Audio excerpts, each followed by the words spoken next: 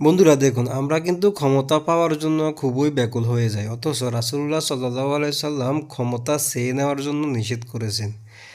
কেন, সেই কারণটাই হাদিস থেকে জানতে পারবেন। দেখুন, আবু নুমান মোহাম্মদ ইবনু পাজল রাদিয়াল্লাহু তাআলা আনহু আব্দুল্লাহ রহমান ইবনু সামুরা রাদিয়াল্লাহু তাআলা আনহু থেকে বর্ণিত, তিনি বলেন, নবী করিম সাল্লাল্লাহু আলাইহি ওয়াসাল্লাম বলেছেন, হে আব্দুর রহমান ইবনু সামুরা, তুমি নেতৃত্ব চেয়েও না।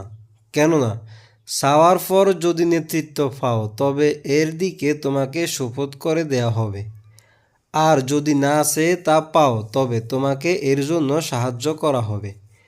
কোনো কিছুর ব্যাপারে যদি কসম করো আর তা ব্যতীত অন্য কিছু মাঝে কল্যাণ দেখতে পাও তবে স্বীয় কসমের কাফারা আদায় করে তার চেয়ে উত্তমটি অবলম্বন করো।